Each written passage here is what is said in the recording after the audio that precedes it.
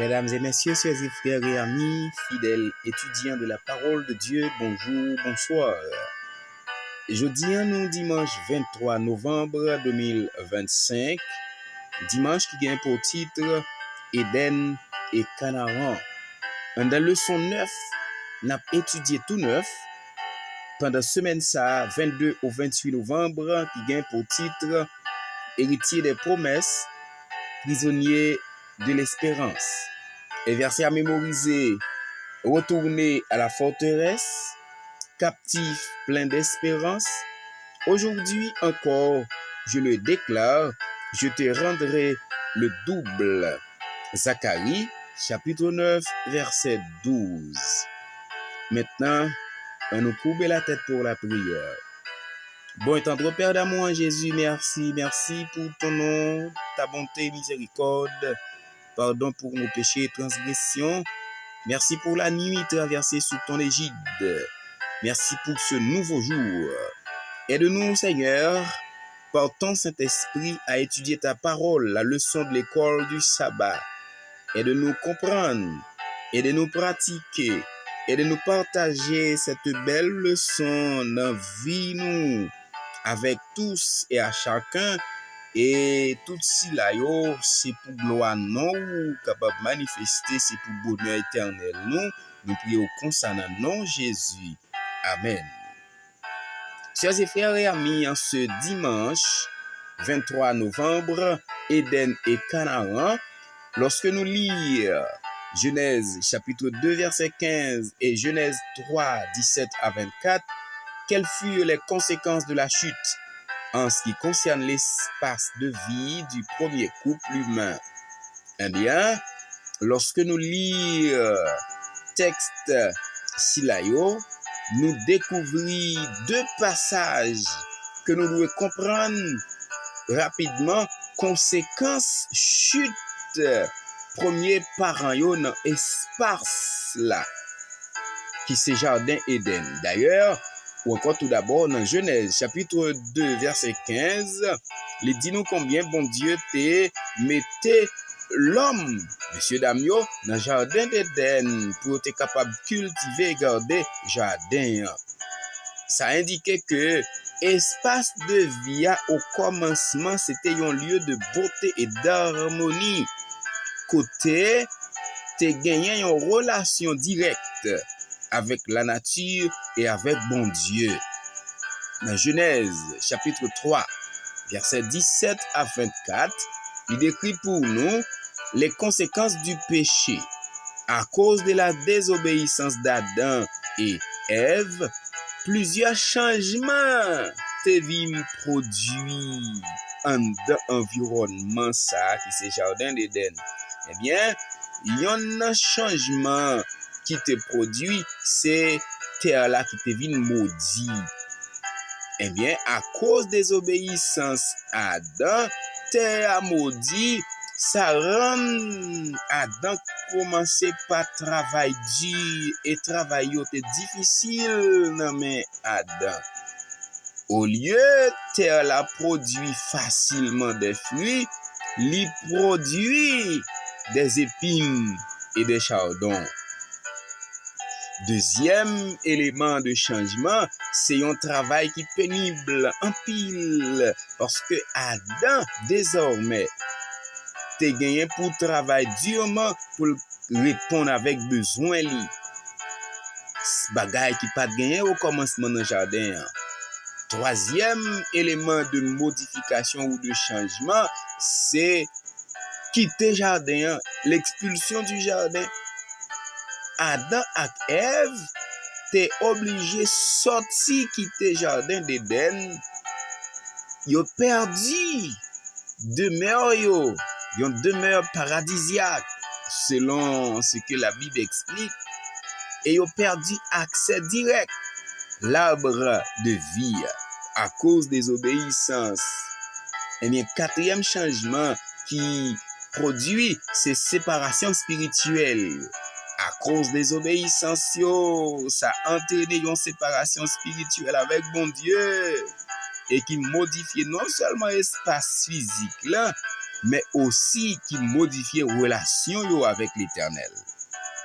Eh bien, changement si la yo transformé espace de vie qui c'était un lieu de paix et de communication vin un monde qui marqué par les durs travaux, qui marqué par la douleur et qui marqué par la séparation divine jusqu'à aujourd'hui.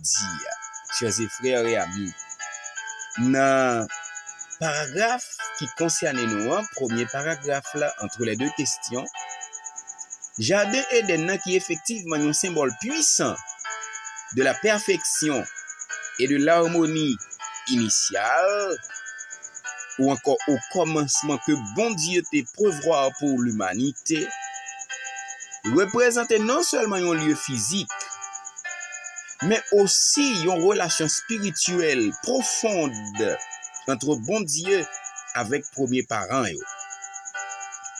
Mais comme vin gagne une rupture, comme vin gagne une séparation qui symbolisée maintenant par l'expulsion monsieur Damio du jardin d'Éden, ça vient souligner un impact que péché a porté après lui-même sous création bon Dieu ya. Parce que vient gagne une séparation entre bon Dieu et l'homme. Cependant, à travers les Écritures, nous pourrons découvrir également thème rédemption, ou encore la restauration. Côté bon Dieu promet pour rétablir relation entre l'homme avec lui qui brisé. Et bon Dieu pourra parler de la terre maintenant, la terre de promesse. La terre de promesse qui c'est une continuation de thème. Bénédiction bon Dieu promet avec tous et à chacun. Côté bon Dieu a pu chercher pour le mener une autre fois peuple y a dans un lieu de bénédiction et d'abondance. Songez depuis en Éden deux hommes, à savoir deux gens humains, l'homme, genre humain, à savoir Adam et Ève, t'es désobéi, perdu bénéfice, présence et dans le jardin et présence l'Éternel de façon directe, ils multiplié, il vient un groupe de monde maintenant. Et bien bon Dieu réitère promesse ça, et il promet pour que lui accorder une terre de bénédiction et d'abondance. De la même manière qu'Éden. Et c'est un rappel d'espoir que nous-mêmes aujourd'hui aussi nous gagnons dans Jésus-Christ par cette restauration complète dans un nouvel Éden, l'Éden futur.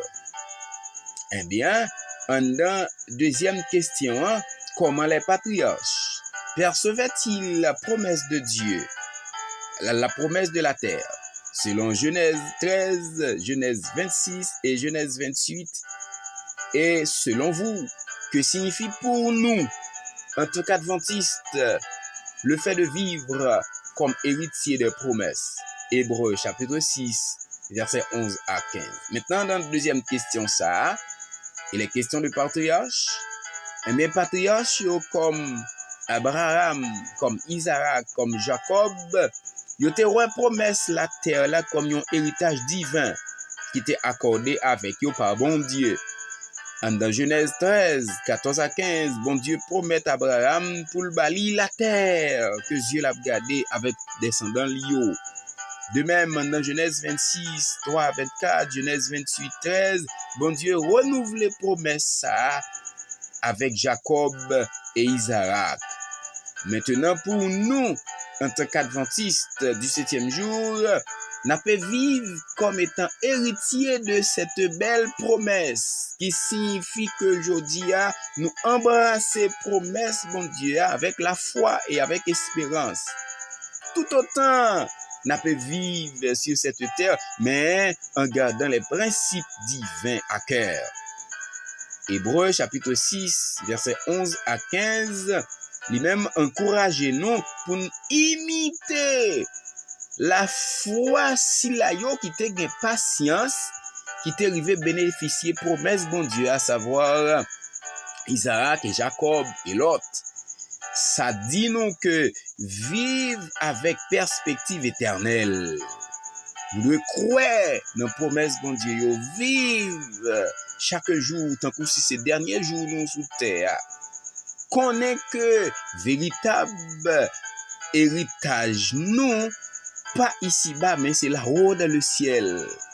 Jésus est nous pour nous capables fidèles avec lui. Dans tout ça n'a fait, tout partout côté pied nous passer. C'est une promesse qu'a pu réaliser quand même. Et dans troisième paragraphe là, à quatrième en même temps paragraphe, il est question de la terre promise à nouveau.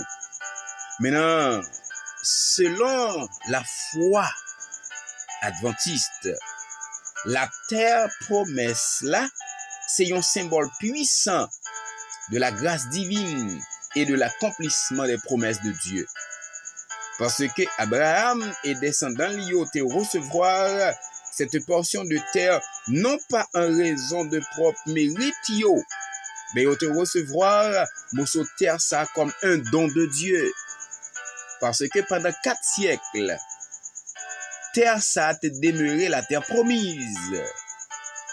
Et il était reflété un concept bien déterminé que nous ne pouvons rien faire pour mériter les bénédictions de Dieu, les bénédictions divines de Dieu. Mais nous recevons la terre par la foi.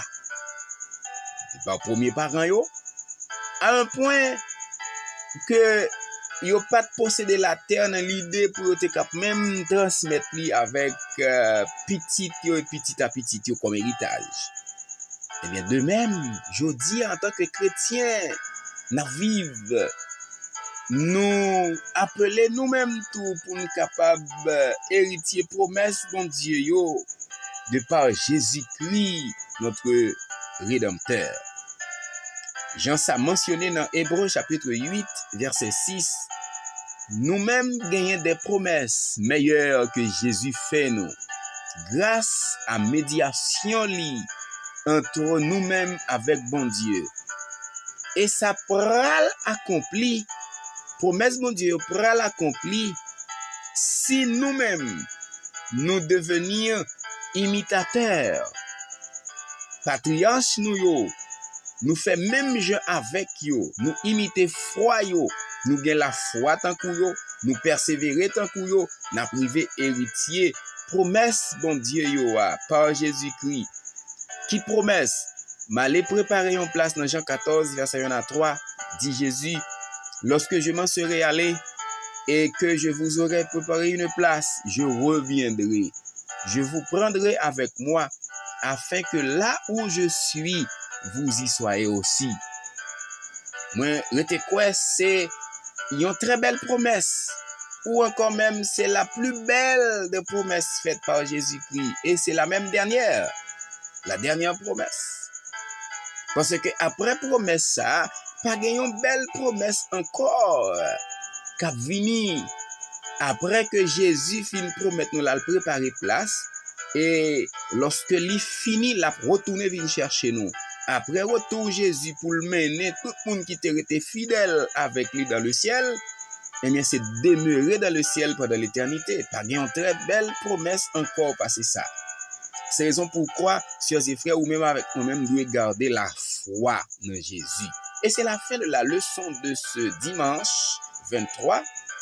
M'a laissé où avec remerciement si là, parce que ou abonné, ou à continuer abonné.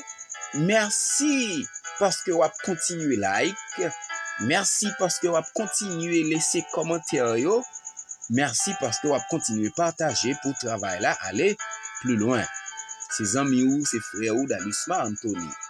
Maintenant, on nous courbe la tête pour la prière. Bon et tendre Père d'amour en Jésus, merci parce que vous révélez nous encore bonté ou montrez nous même Jean ou te fait pour Abraham, Isaac, Jacob comme étant patriarche ou capable de faire encore pour nous de par Jésus-Christ, ton Fils, notre Sauveur.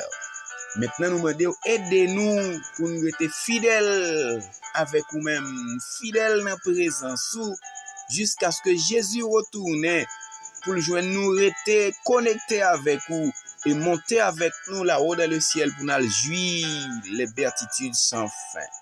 Fais pour nous au-delà de nos attentes et espérances, au tendre Père, qu'il en soit ainsi au nom de Jésus. Amen.